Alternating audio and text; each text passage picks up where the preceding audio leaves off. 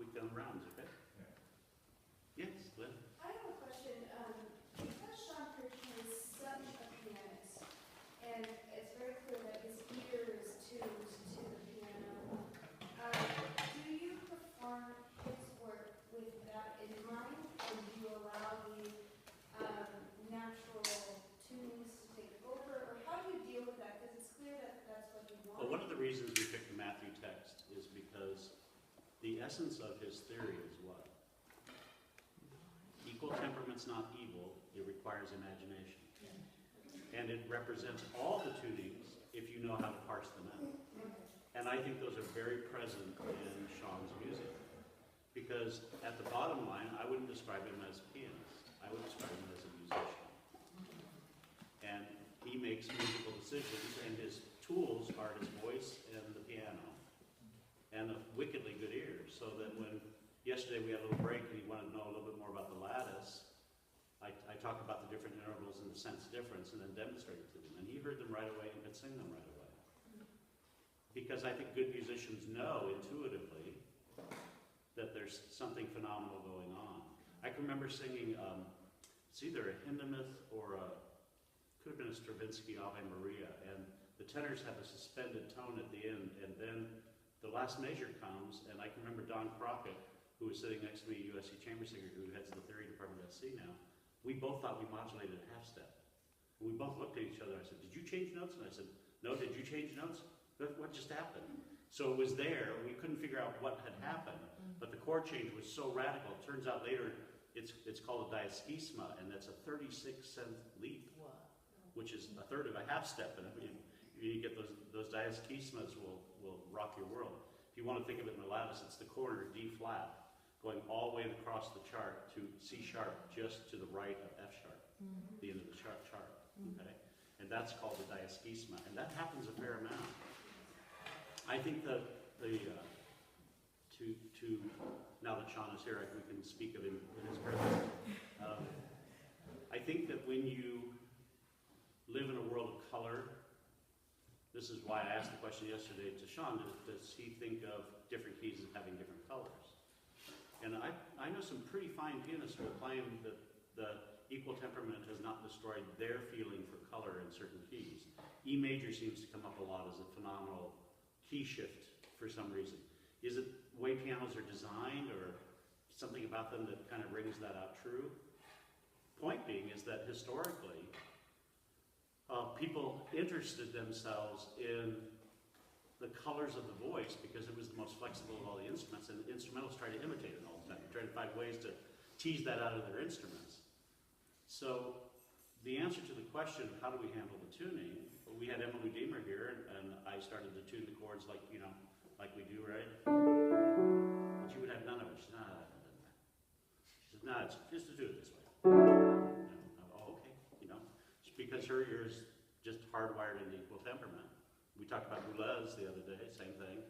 That I had shown one of the LA Phil brass players the lattice, and we worked on it for a good time. He took some of that into the LA Philharmonic Brass, and they were having a little session in the side room, just tuning all these chords. They were having a ball because when you get brass instruments in just tuning, it rocks the world, right? And Boulez walks by and he says, "I never want to hear that again." Didn't like it. Didn't like that intensity of that sound in that way, because his mind's working it out more mathematically, more in terms of inversions and relationships. And inversions are easier in a certain sense when you have equal temperament, because they end up being in a kind of a slot. The issue for the voice is, the voice doesn't do that very easily. The voice is going to seek out its own resonances because the vocal tract is a pass filter. So if you look at if you take the larynx and blow air through it, which they've done, the harmonics which come off of the vocal folds are an absolute rising peak. They're all even. It's not until it gets into the vocal tract that we get the variances. Well, the variances have to be there so we can understand the vowel, right? We won't understand the vowel if the variances aren't there. It'll all sound. And the natural sound of the human voice is something akin to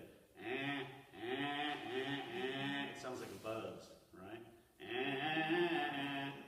And we have some cultures that find that the more pleasing sound, and they find our sound not so pleasing. when Eileen and her sister were studying with me at Pomona College, there was a wonderful young lady by the name of Padma. You remember Padma? Yes. And our first lesson, she walked in Indian garb with a little red circle and a shruti box. And, and my first impression was go, "Hi, how are you?" every dumb American, right, that thinks if you speak slower and louder, they'll understand better. And she said, "Oh, I'm fine, I'm from El Monte." And I went, "Oh." But her parents had come over because a lot of Indian physicians trained and came over to Kaiser and places like that and worked in the American hospitals. I said, "So why the costume?" And she said, "Well, I'm an expert in Southern Indian classical music." Well, I'm very aware of the Northern tradition, and Matthew's about the Northern tradition, but I didn't know anything about the Southern tradition. She said, "So I thought I'd demonstrate what I do." And she sits down on the floor and starts playing the shruti box and starts making these sounds. It was like, whoa, rocking your world, right? Because in her world, there's 22 pitches to the octave to manipulate. So, when she's singing D, she's also singing D. Those are all legit notes, right? Those are all notes that have a slot based on linearity. But they also imply verticality. So it's very much kind of like our chant tradition, right? The implication of the intervals is of what happens over here, but the vocal quality was really interesting and somewhat nasal. Because you can affect those overtones a little bit more easily that way, using overtone singing.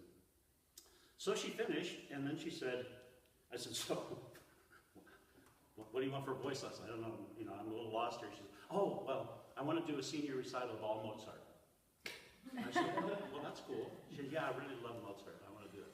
So we worked for several years on this senior recital in Mozart. Sweet little voice, not a loud voice, but very sweet, very true in pitch. She memorized things like that because Indian musicians learn everything by rote. So learning a string of, tonic dominant, subdominant related chords was like a nothing thing to her. She could do that in 2 minutes. And then here comes her senior recital. And if you hear her today, you'd say, "What a sweet voice." Probably never going to be able to sing with an orchestra because she wouldn't carry it. Just not powerful enough. And her dad came up to me to thank me. He said, "Thank you, my daughter's really enjoyed the lessons, but I must tell you, I don't understand something." And I said, "What's that?" She said, "Why do you make her shout?" And I went, "Shout? I mean, she's not singing a big sound. If you want to hear her shout, I'll sing a tone for you, sir." Because his world was about all those sentient pitches done against a drone, the shruti box, and just the sensibility of this interval sounded harsh to him. It sounded hard and out of tune and ugly to his ears because he was used to hearing, but he wasn't used to hearing, which made that note feel clangy to him, right? And to him that was shouting. So a lot of people describe the Western ethos from particularly Asian cultures as angry music. They hear our symphonies and our keyboards as being kind of angry because of equal temperament. So it does get down to perspective, doesn't it? So that my long answer to your question is how one orchestrates their music becomes the template for which we have the flexibility to tune into. So having your choir learn just intonation just creates greater sensitivity, that's all. It's not good, bad, or indifferent. There's nothing evil about equal temperament.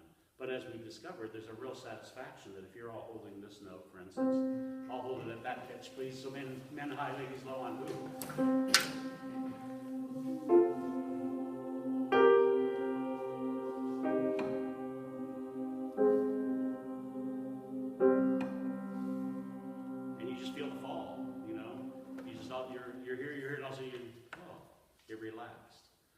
Chris and I were talking about how Jim Buonamani likes those relaxed thirds at the end. And I was doing a rehearsal where I was demonstrating that, and some guy walked through, a member of the master probably said, "Ooh, your thirds are too low."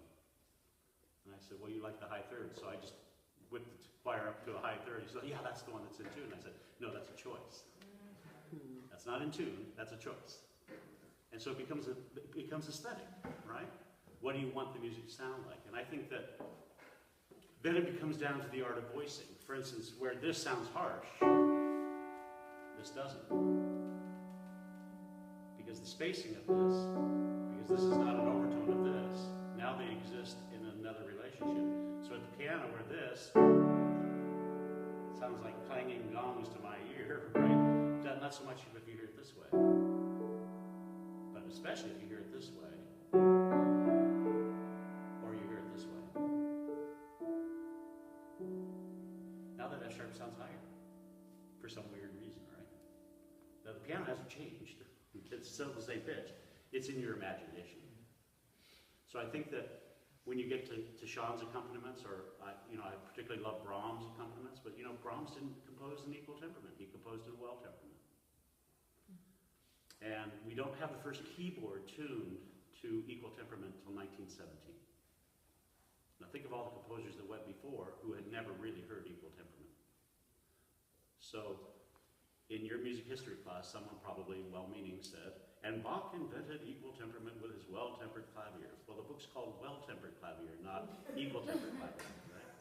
And Bach's demonstration was that you could find a tuning for the keyboard and still maintain the key colors of all 24 keys. That was his, and he loved that idea so much, he wrote a second book of it, right? So there's 2 books of them, which were exercises, demonstrating a pathway for the ear. And as I played that demonstration a couple of weeks ago, you can hear how in just tuning there seems to be, within the small realm of pitches, there seems to be a lot of motion and movement that seems to be missing in equal temperament. Hence, where I'm leading to this is the way I use the piano when I warm you up. So I try always to keep a fifth in the air, some kind of fifth going. Sometimes duplicated this way. The only problem with the piano is what? The octaves are stretched. And so because the octaves are stretched, there's going to be a little tension in that. The other thing is that this is a hammer hitting a string that's stretched under huge amounts of pressure. And the voice, empathetically, hears it and imitates it. So if you do this, everybody's saying this pitch on an eval, and you're never going to be able to escape not going E, but I would say sing E in, and then confirm it after the fact, then you'll have the softer address to the attack, right? So you always notice that when I play the exercises, I play behind you as confirmation, right? Or way ahead of you as anticipation, but never with you. For the very reason that I want you to find your own natural tuning, what feels good to you. But the second, if I have you sing me, sing me. If my ear says, because I'm a string player, or I'm a pianist, that that's just too low, right? String players want to hear this one.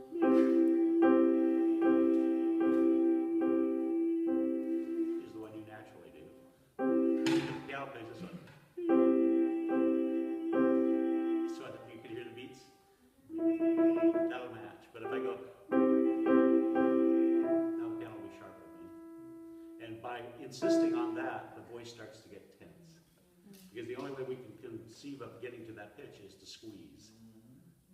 Hence, Podna's dad's right, it's harsh.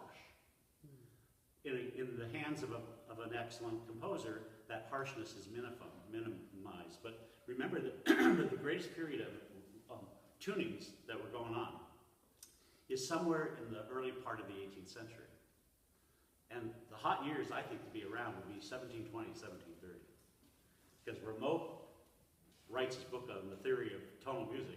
There's the first major-minor system. We're out of them. He says, we're not doing modal anymore, guys. We're doing major-minor.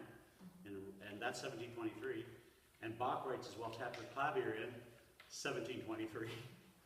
I mean, they're really thinking about it. But you've got not only tunings all over the country, I mean all over the world in Western Europe, but you've got a different A. And A is as low as this, and as high as this. And here's our A, right? So Quantz in his book on flute playing says I had to carry around a bag of lead pipes because every village was a different intonation. So I'd have a different lead to match the tuning of the particular place. What is it saying? It's saying that it's an aesthetic, it's a feel thing. Hence I asked Sean yesterday, do keys have a certain feel to you? And I think they do. What's the most user-friendly key? Probably for singers. It's going to end up being D-flat major. D-flat major is just user-friendly. Well, let's think about it for a second. Handel's Olive, of course, is in D, right? But the pitch he was using made it D-flat. Handel never heard it in the D we hear today. He heard it as D-flat because it was comfortable for the voice. And every voice then can soar in that. The highest note you have is A-flat, and most tenors and sopranos love A-flat. But get to A and everybody kind of pulls up their shorts and squeezes a little bit to get there, right? So, and the complementary key to that is C-sharp minor. And the evil key historically was E-flat minor. That was considered dark and horrible and clashy. But if you think of C being the tuning note, not A being the tuning note, then it makes sense that E-flat's going to be kind of far out of the chain. E-flat minor has what for a key signature? E-flat, 6 flats. Yeah. So D-flat has 6 flats, but if you put the tonic as E-flat, it changes the whole world. It changes the whole affect. Why is that important to singers? We need to understand that singers are empathetic first and foremost. Their hearts are on their sleeves. The conducting pedagogy that we're employing here has an understanding that good conducting is good conducting, doesn't matter where it comes from. But the big difference for singers are 2 things. The instruments in the body, not outside the body. And 2, words. Words. So the perception that an instrumentalist would have about clarity, which Sean has spoken to a little bit, has a lot to do with the way we articulate and the way we form sounds. And American choirs are particularly challenged by this because our basic sound is So if you get your average church choir singing Deus, what do they actually say? Deus. They go through the to get to the oo. A European would go da-oo, a-oo. They go directly there. So the tag on American singers, do you hear any transitions? You know that's an American. Because Europeans don't do it. And that tends to dull the sound. Tends to make it dullish sounding, flat sounding, especially in the basses. So very often we're saying to the basses, brighten the sound. When really we should be saying what? Pure vowel. Yeah. Sing a pure vowel, please. Yeah, that's really what we're asking for. So unfortunately, when you take an and then try to brighten it, then all you get is a push. And the sound gets kind of ugly, not very pretty. So all tuning is choice and all tuning is contextual. And the book by Sethers, S-E-T-H-A-R-E-S, the University of Minnesota engineer who has designed computer programs to develop sounds, the sound envelopes we talked about, that ADSR, remember that? Attack, decay, sustain, release, which is how our ear perceives sound. His theory is that every tuning is matched by the context of mode or key. And in the voice it gets kind of critical because if the key we tend to like to avoid is F major, right? Well, if you think about it, it puts everybody in a weird spot in their passaggio, transitional spots right on the dominant. And if you can't tune the dominant, then the key tends to just go to the sewer. It goes right down the drain. But if we go to here, to E major, we'll tend to maintain the pitch a little bit better. You're even better off going to F sharp to avoid that. And so we asked the question, can I change the key? Well, they did. And they most likely were singing the key that you see on the score anyway. So anything that you do prior to the time of Mozart has the opportunity to be done a half step lower at least, you know. And boy, is it much more fun to sing in some of those flatter side keys than the harshness of D major, which is tended to be thought of as militaristic and regal and the guy that codified what people said about keys was Schubart. Is that a name you guys know? Yeah. Not Schubert, but Schubart.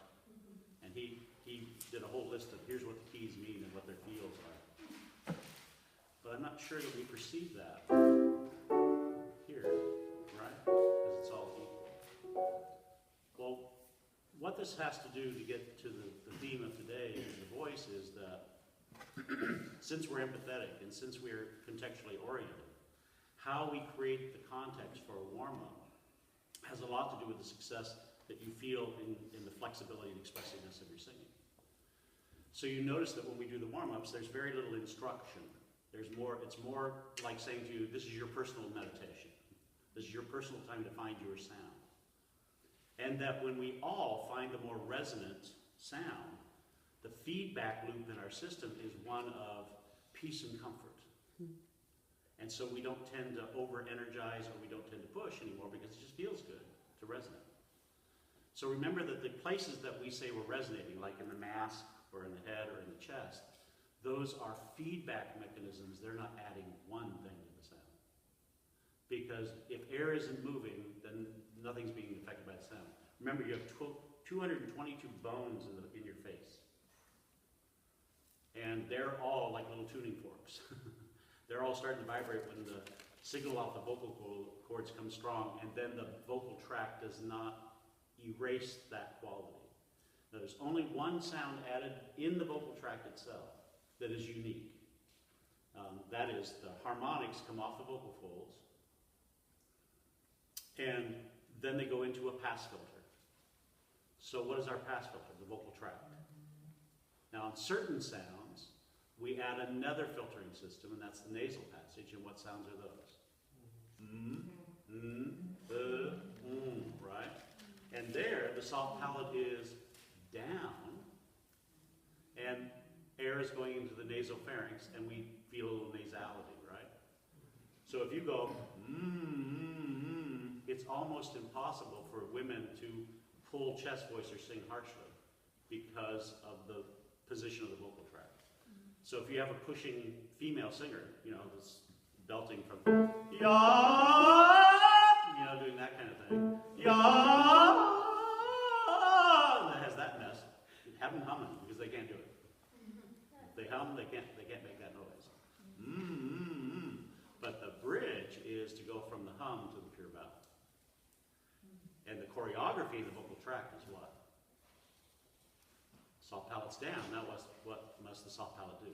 It must come up. Now let's think for a second, what's the job of the soft palate in reality? Well, the great I Am, being the great I Am, decided humans were too stupid to swallow without gates. And the gates are the soft palate, the velum in particular, the epiglottis, the false chords, and the true chords.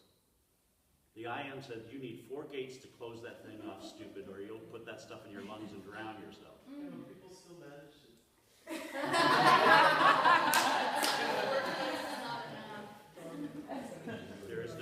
There is no license for stupid. Well, I mean, I can tell you getting older, one of the things that you sometimes do is inhale incorrectly and you choke, because those gates are now no longer as flexible. And then you're relying on flexibility. Now, we need to understand that the velum is an orbitable muscle, right? Just like this structure here. And the problem people get into is that when they bring the soft palate up, they do this rather than this. So when you're told to lift your soft palate, you're probably creating tension, not space. That's what's most likely. And so how many of you have been told, lift your soft palate, lift your soft palate? Okay, well, if you're humming, what do you know about your soft palate? It's down. There's no lift. But what's that space we feel? That's feedback of the resonance in a smaller space, not a larger space, a smaller space.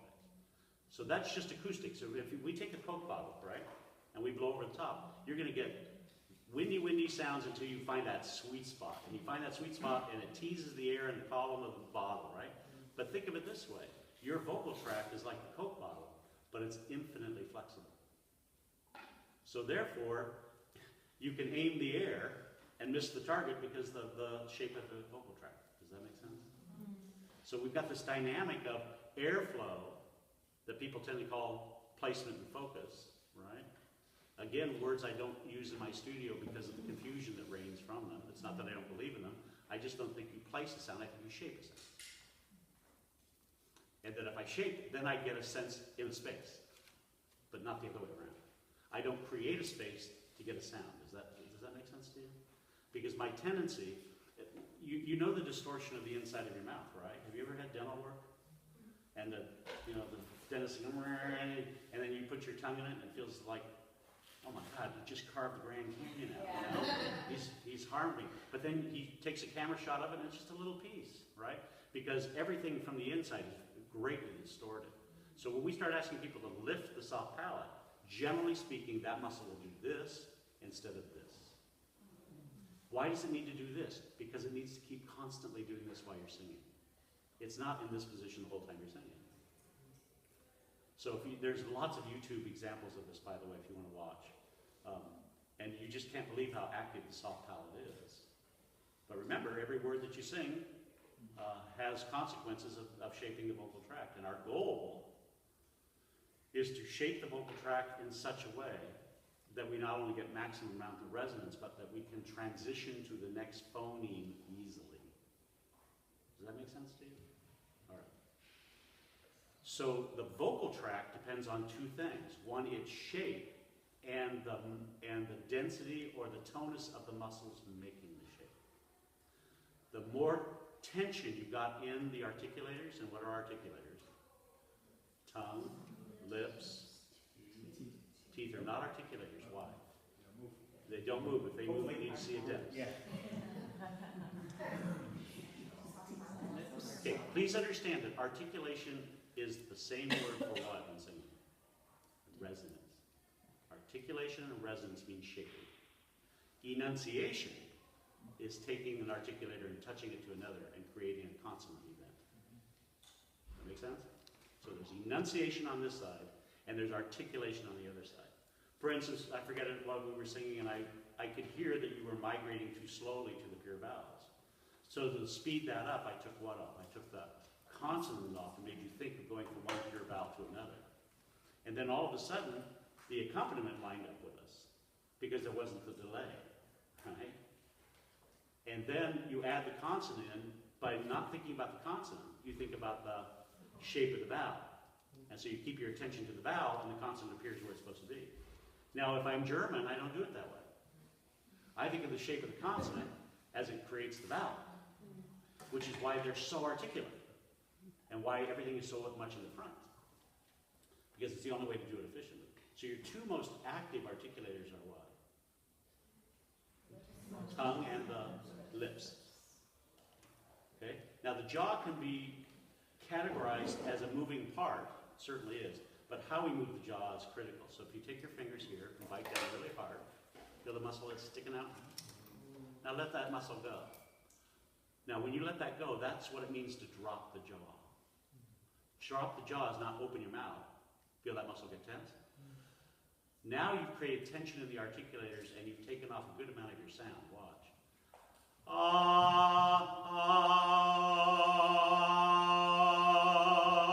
So a lot of what we hear is lateral. It's just the tensing of that muscle.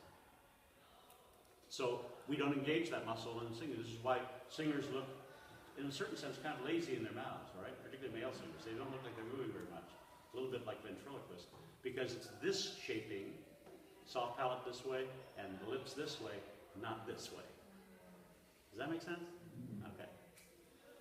So your more subtle, your more expressive sounds, especially, I was working with Scott the other day on this, in the higher voice is the flexibility of the articulators. And our tendency as we go up is to harden them. As opposed to keeping them soft. And when I keep the articulators soft, in a male voice, another event happens that's different than the females. The epiglottis tilts. And when the epiglottis tilts, it's changing the character of the vocal tract so that we can sing with dynamic. Otherwise, we can only sing loud and proud. Ya. That's my epiglottis out. Now I'll tilt it. Ya. Now how do I know to do that? It's a pressure change. It's a physical change because I have no nerves in my epiglottis to tell me that I've done it right. Right? You have only two nerves in your vocal folds. You know that, right? And we have only one nerve in the diaphragm. So these can't give you feedback. There's nothing to feel, right? Where your legs have hundreds of these feedback mechanisms, you got practically none in the whole vocal instrument. So the vagus nerve, which comes from your brain into the vocal folds, one loops around really long.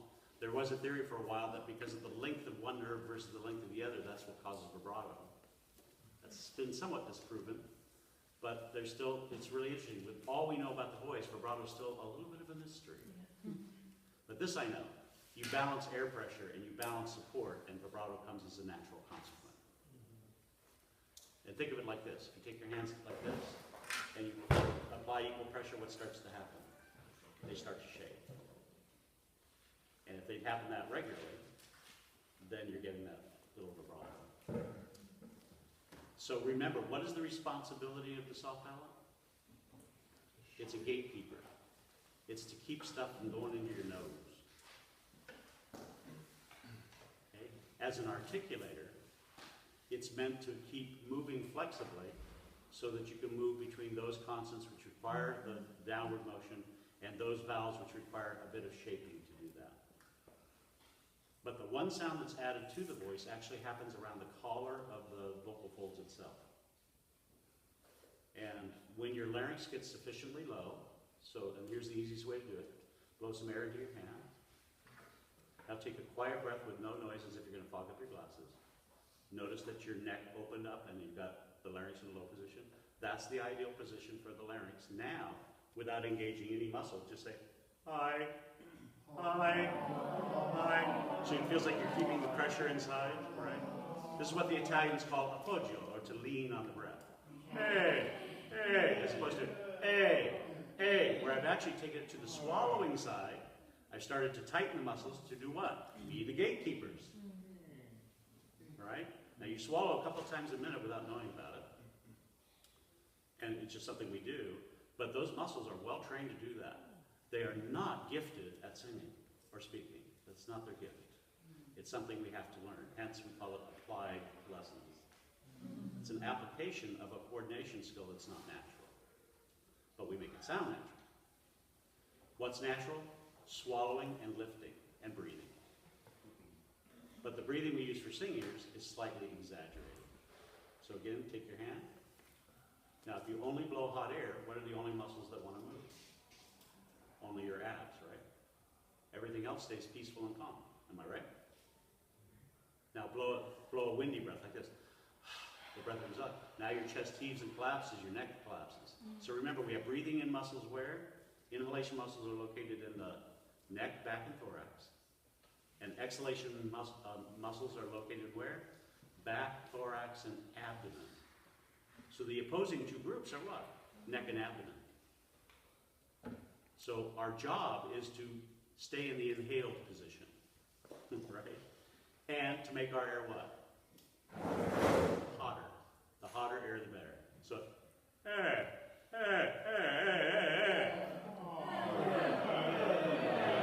Now when I do that, my larynx stays essentially low, and there's an opening around the collar of the vocal folds called the piriform sinus, and the sound coming off the vocal cords goes into there, and it's amplified at the third singer's formant, at the third formant, which we call the singer's formant. For basses, that's happening at about 2,200 cycles. So let's figure where that is. This is 440. This is 880. Right? This is 1760. So somewhere up in this octave here is where all the pinginess of voice comes. Sally hit it yesterday. We were just doing a little vocalizing, and she got that singer's formant, and it relaxes your body. I mean, your whole body just goes, oh, thank you. It's like a gift, because you feel the intensity without the effort. So the projection of the voice is not because you're using mighty loads of breath. It's because you're resonating efficiently. Can we get that in our heads? So this is why I don't have to say blend to my choir. I have to say sing in tune. I don't use the word blend, because you'll regulate your own voice to match the sensibilities of a good aesthetic, won't you? Unless you don't know how to coordinate this instrument. And then that becomes what you have to teach. So remember, all of the articulators have a job essentially, the epiglottis especially, as gatekeepers, and they swallow efficiently and they breathe efficiently, but when we put the two together, they don't quite get it, especially in younger voices. And especially when you hear intense sound, your personal reaction to it is tension. Your personal reaction is, well, there must be a lot of oomph in there. If you have a chance to go on YouTube, I have a wonderful former PCC student who's enjoying an amazing career right now. His name is Ryan McKinney. And Ryan came in with a pretty formidable voice into the studio, but he sang very flat and with a wacky vibrato. And I had to quiet his body down. I had to get his whole body to stop pushing so hard. And so the exercises I'm going to show you are exactly what I processed him through, to get the articulators moving efficiently, to get the breath flow going without extra effort, and then to clean up the upper passaggio so he could actually use his high voice without shouting or screaming. Which means I had to teach him to move the epiglottis. But for him, it was straight up. So it would not surprise you to know that he had been studying with a female teacher. And that's just not something you got in your kit bag. It isn't something you don't feel or even maybe aware of. So I'm really addressing you standing on the podium and how you're going to address that to your young male singers, right? Well, we have one process where you take your hands like this. Go, hey, hey, hey. Watch what happens if, ladies, you do this, but the men do this. And go, hey, hey. We just doubled the sound in the room. Hear it? Everybody do this. Hey. See, the men got weaker, but the men do this because your epiglottis is sitting like this and it wants to go like this. And so it kind of represents it. And hey, hey. You get a bigger, warmer sound. So what's the implication for the choral gesture? Yeah, it's drawing the sound towards you, not pushing the hands away. Now you do that to a high soprano, and what's going to be the effect? They're going to pack their air and they're going to press. So you have to lighten that effect. That's why I like the two-hand approach, where you can send a message to one side and another message to the other side, but it has to be something that you're sensing tonally. So where I'm trying to get the guys to cover, which is this sound, there's the cover, versus to open. Now the penalty is going to be paid when you go from the first passaggio to the second passaggio. And now I go one half step more. And I have no dynamic control anymore. But if I put it in the cover,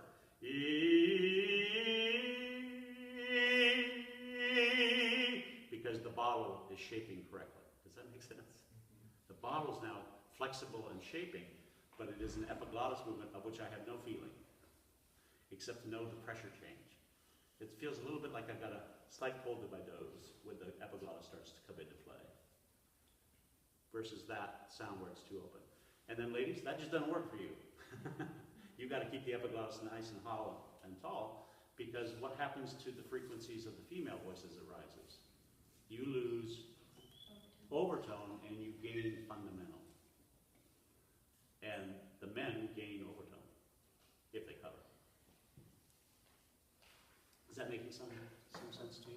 So invent gestures which represent what you want, rather than try to, would you please tilt your epiglottis? Good luck to you. Right? Any more than I say, please lift your soft palate, because nobody I know can do that without learning the trick of doing that. And there's only one way to learn how to do that. We're going to go through the voce di strega, so take right under the sockets of your eyeballs, press the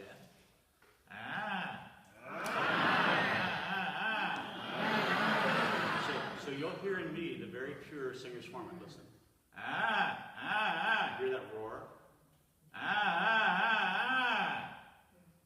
Well, I was showing that. That's how I got Ryan to make his transition. And he got that, and then he put it into his tone, and it goes like this.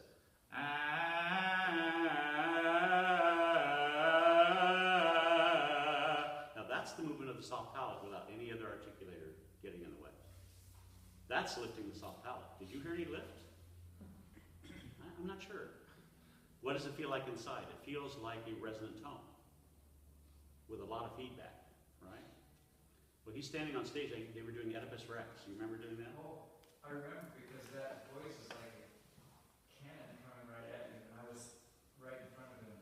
Yeah, there are And three. He was in the role of Queen Anne. Yes, exactly. He's playing three roles, and standing next to him, Daniel, fine tenor. I can't remember Daniel's last name all of a sudden. No, it wasn't Daniel Changey. It was the Spanish tenor that. The other solos. The other solos. Is it Valderrama or something? Muller, yeah, something. Okay, anyway, point is that Ryan gave me the tickets to see the show, and I text him out, wonderful, I'm tired, I gotta go home, I got to teach early in the morning, I'm not coming to the after party, good luck, thank you so much. And then my phone rings, and it's Daniel, Lieutenant. Who are you? I said, who are you, you know? Oh, you're the tenor. Oh, you sounded very good. He says, I want to be Ryan. I said, why? He says, it doesn't look like he's doing anything. He's standing so still. It hardly looks like he's breathing. And now comes this cannon of a sound. How does that happen? I said, acoustics. He said, well, I don't get it. And I said, well, I did hear you sing. I do know what you're doing. And he said, can I come tomorrow and you show me? So I spent 2 hours with him the next day detailing the cover, which he did not know how to do. So when he got it high, it was just nothing but kind of a push. When he made the transition, all of a sudden all this color was coming out of his voice, and he was just kind of freaked out. He says, but I don't feel like I'm doing anything. And I said, yeah, well, you're doing it right, that's why. It doesn't send back the feedback of effort, it sends back the feedback of success. So you don't have to ratchet up the effort. But this is why it's hard to see what singers are doing when they do it right. Any more than you can see how a baseball player swings the bat so efficiently that they can knock the ball 500 feet. It just looks sweet. It looks cool. But their energy is what? Coordinated and balanced. So that they can maximize what? Speed. Most of singing, I think, is deceleration, not acceleration. It needs to be acceleration, not deceleration. So we take these breaths of, and then we decelerate after that. But instead, if we went like this, and then energized, the feeling would be different. The first comment that Sean made to me after our first rehearsal is, that's a buoyant sound. Well, that's because it's accelerating, not decelerating.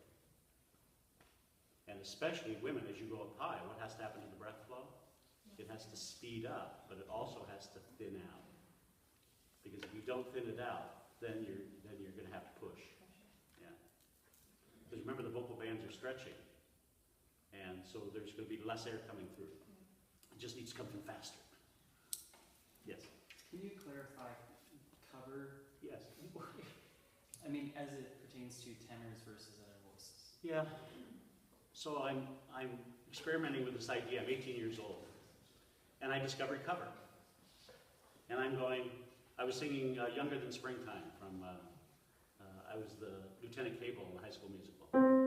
And every time I got, am I with you? Loud and proud, you know, but I couldn't sing it softer. I wanted to be able, the first verse, to go, am I with you? And get softer, but I was choking and gagging and spitting, and then I discovered the cover.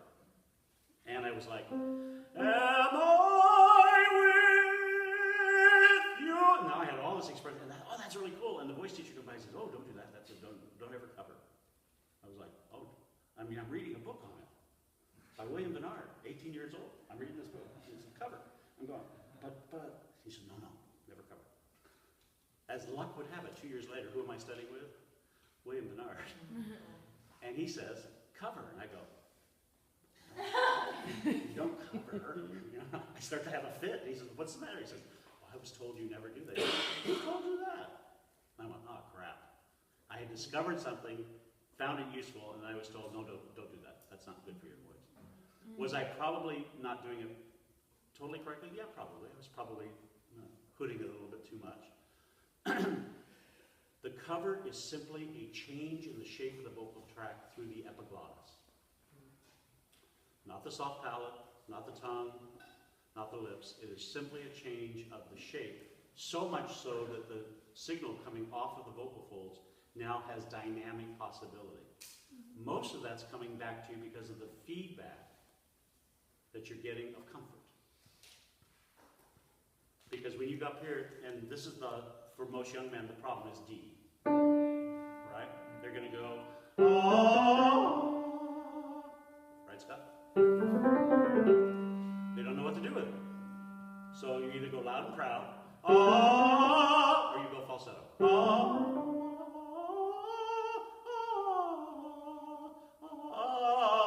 And you just end up with this little mess in the middle, right? And so, you know, you take even the bases of the mass chorale, several of them study with me, you know, you get them up in a couple pieces they've sung in the last couple of seasons on a G, and they gotta go, yeah.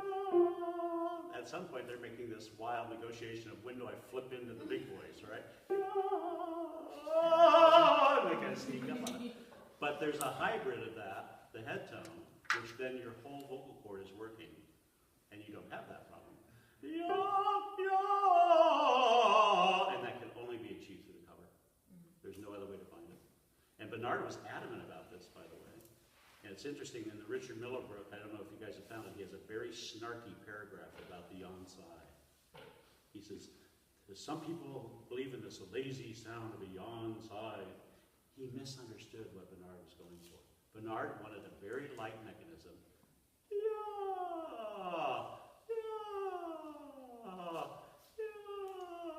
Until the muscles finally find that space, and then you get a smooth and no break. But it was never loud. It was always soft. And so I hear these young choirs yip in and woo! Please don't do that. Yeah. Please don't do that. Because what do you do to the articulators when you do that? You harden them. Yeah. That doesn't get a sweeping higher sound. That just gets a whoop, right? And it can only be loud. It has to be a softer affect. Because remember, you want the articulators to be able to do what? Flex. So they don't flex when they are tensed. Does that make sense? And when we do after break, when I take you through the vocalizing and take you through this routine, I think you'll feel the difference more than anything else. So the cover is a change in the shape of the vocal tract through the epiglottis, allowing the environment to become more expressive and dynamic. We control it primarily through pressure, and there's several exercises that work really well for this. Some of you are aware of the balloon trick to get the vocal folds to approximate better, but I just simply now, I used to use straws all the time, and then Tietze, the professor from Utah, has written quite a bit about this, and he's a straw advocate. Several teachers will get their men to do this very passive, hello, hi, very calm body, very passive, no support, hi, hello, hi, as a bridge to get the tensions that we're trying to negotiate around out and the energy added back in correctly. If you start with a more passive body, it's easy to add energy. But if you start with a body that's already overly ramped with energy, then it's hard to reorganize all the efforts, if that makes sense. Hence my podium behavior is what, when I first raise my arms, is very passive. It looks like I'm on vacation. And then you add the energy in. This is something that Dr. Bellin says often. It's what we add, not what we're trying to take out. Right? It's additive. So the transition happens much lower than you think. Where most guys recognize that this is the problem note, it actually starts here. So if I do these three notes, E, the transition to here will be the cover. E, and I just know that pressure feeling. I just know how to flip it. E, but if I go E, and it's too open. And now I'm going to have to make a major negotiation, which the wrong kind of cover sounds like this. Ya, ya. You often hear baritones do that, right? The fake cover. Ya. They can sing a high note, but it's all woofy and ugly sounding. The right cover is just moving the epiglottis, not all the other parts. Ya. That means you've got to isolate that event, and so there's several exercises. Blowing on your thumb. We'll do that. That'll take the break out as fast as I know anything. You can equalize the pressure. It's as fast as anything I know. And that puts you right into the squealo, by the way, the high high voice. You can hear the squeal. So that means my whole cords are working. I'm no longer falsetto. Remember, falsetto is what? 2/3 of your vocal folds have damped. That means closed. And only 1/3 is working. And that's pure fundamental. There is no overtone. You can't create. And so it can't be dynamic. Is as loud as my falsetto goes. Now there are reinforced falsettists who will reinforce it and make a fairly big sound. But notice it tends to be mostly vibrato-less and tends to be kind of pingy bright, right? I just can't do it because I've trained my muscles not to do that. Because I prefer to go because I want the bridge to the full voice. Does that make sense now? You imagine how dynamic it is in a high school tenor section that can do that. And they can do that if they're taught. So exercises like this are really good for this. Say ba-ba. Can you hear the cold in the nose feeling? And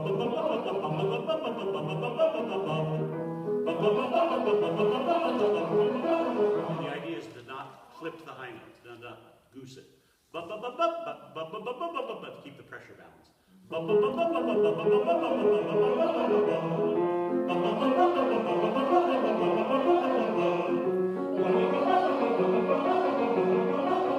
what you're doing is you're starting to create the appoggio, and now you need to take the crutches off, and it goes like this.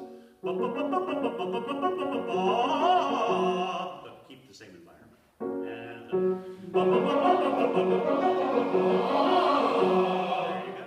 there you go.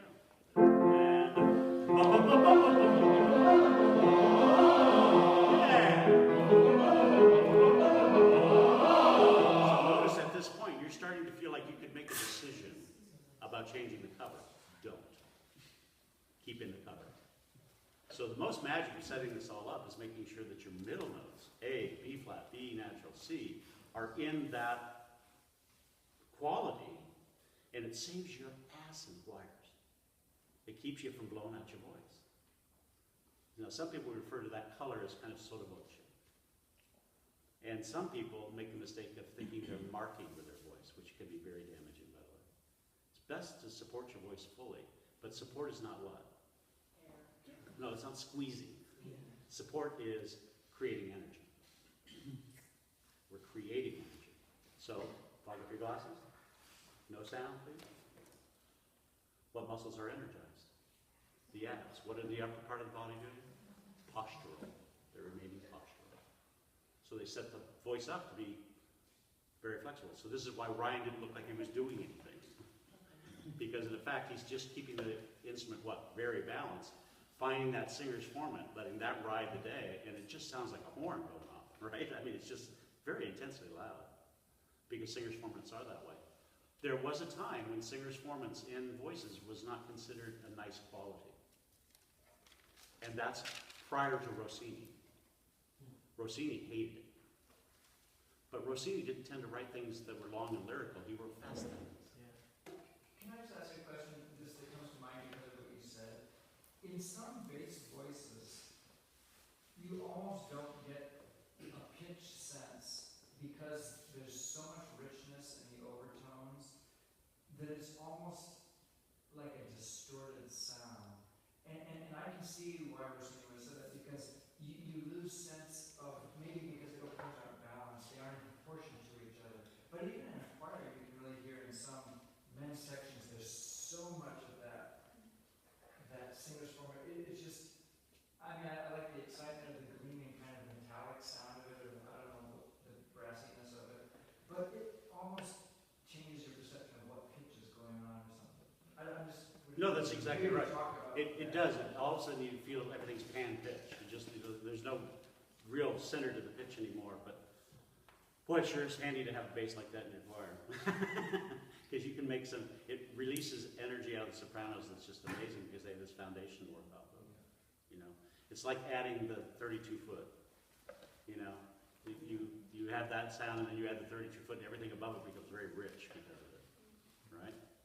And what were the pitches that you started on? I generally will start at the high speech level. High speech level for most people is B flat. So that's where you said to start to do Well, no, the manipulation happens at the primo passaggio. The primo passaggio for the male voice is for bass baritones, it's somewhere between D and E, and for tenors, it's F. All right? So, for instance, Patrick, would you go, Patrick goes, please don't pick on me. Would you go, E, and so when he gets to the place where he needs to make that, he's doing just a little bit of a squeeze.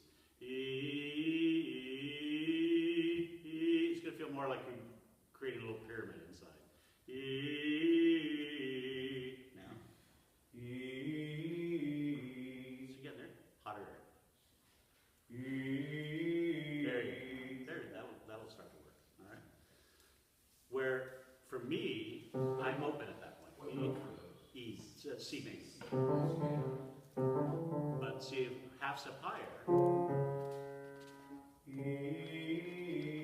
See, now he has two notes that are in the primo passaggio. E, slightly darken that note because he doesn't feel like he'll be capable of making the transition.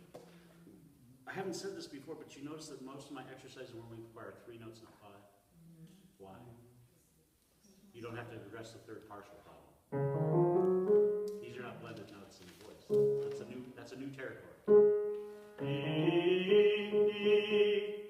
That timbral quality there is going to be different than the lower one. What pros do is they disguise it by so gradually making the change between the two. You're fooled in thinking they're doing all of them the same. But the voice basically will ring differently on the top note. It just has a different lift and point because of the third harmonic. Which is that vocalizing thing I showed you guys to identify people in the choir based on the third harmonic, right? So, What about just singing exercises for 5 minutes? they're fine. You just stop at the bottom. they're fine, and I do that with you guys as long as airflow is doing what? Ya, ya, ya, ya, ya, not ya, ya, ya, ya, ya. So remember, your tendency when you sing downward is to lose support. You need to gain support. Why? Why does singing down require more support than singing up? Because you're moving more air. There's more air coming as you sing lower.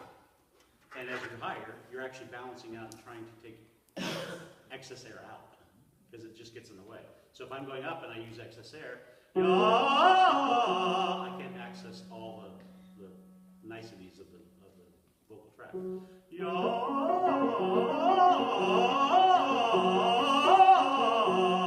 Now I have flexibility between those different registrations.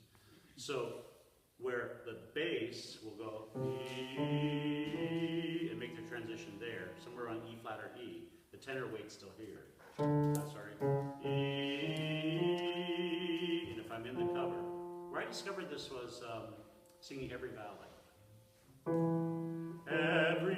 And I realized that if I sang the second note in the cover, every valley, that note came out strong. But if I didn't, every valley, it sounded like I made a big tonal adjustment on the upper note, which is the bad kind of cover. That makes sense? And then the next phrase, which is in the second passaggio, every valley, you have to be already in that second passaggio to make that happen. So ladies, you have one passage, men have 2. You're basically going from where your color notes are, which is in kind of mezzo land, right, to pure fundamental. Where men have 2 distinctive color shifts. And let's make sure we understand there's registration, and then there's color. All right, registration is a description of the vocal mechanism and how it produces sound. In chest voice, you're using extrinsic musculature of the larynx. In head voice, you're using intrinsic musculature. So extrinsic sounds like this. Ya. Your neck should start to hurt when you hear that, right? And I'll switch off the outer muscles and I'll use only the interior. Ya. Now my outer muscles have let go, and I'm only using the interior muscles, which are the most efficient for producing all the things that we want to produce. Hence, when you give a gesture like this to the choir, what are you suggesting? Use your outer muscles. Versus when you do this, it suggests use the inner muscles. It's a very powerful message that this feels more interior and that feels more out. So when you get conductors with hands doing this, the choir's really struggling to stay within their balances. That make sense? You like it, Sean? Well, I just wanted to interrupt because I think I mentioned this already to you, that Gustavo Dudamel, he uses this gesture constantly. But I think it's just maybe coincidental because he's actually a violinist, and that is the shape of where his expression and he makes his beautiful tone with vibrato, and he will actually do this to the orchestra sometimes. But it's a lovely coincidence that when he works with singers, as a violin player, he's a violin player. So he has this space already built into his body, but it's a lovely overlap because he's going to, I guess, get nice results from the singers. But I often see Dudamel with this position on the podium in his hands. A lovely open, but it's not toward you, It's towards him. yeah. Which tends to keep the breath flow this way. Hey, hey, as opposed to, hey, hey. This is probably where acting teachers commit the worst crime. And that is, they say, project your voice to the back of the room. And almost everything goes out of balance at that point. What I would say is, speak louder inside your own being. Hey, hey! Not, hey, hey, right? Because it produces a better musical result at the end of the day. So, get your young men to cover here. I do it sometimes like this. And make sure that note is in the cover versus.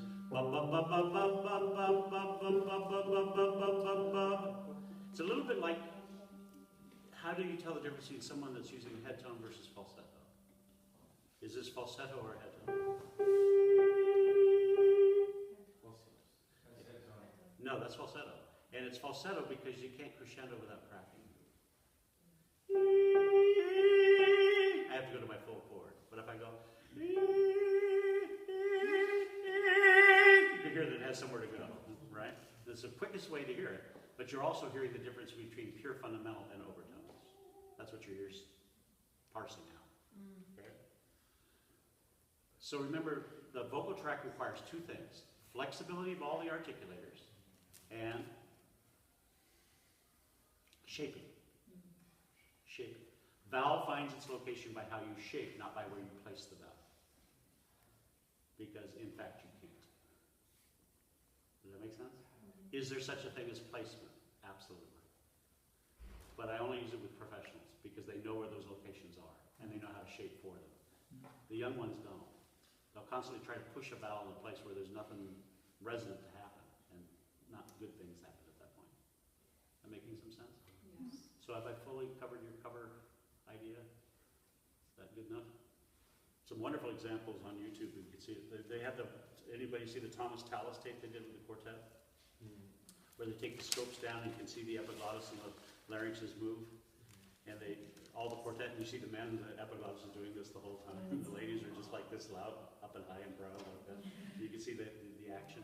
Or there's some really wonderful YouTube tapes of looking through an MRI at the vocal tract, and you can see the soft vowel doing this complete dance all the time and changing subtle positions for every vowel. You know, it's not one stretch. It's just a variety of things.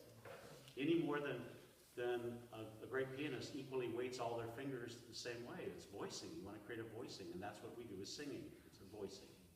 Yeah. All right. Why don't we take our break, then we come back. I'll vocalize you and take you through the routine. Okay. Let's meet at 18 past.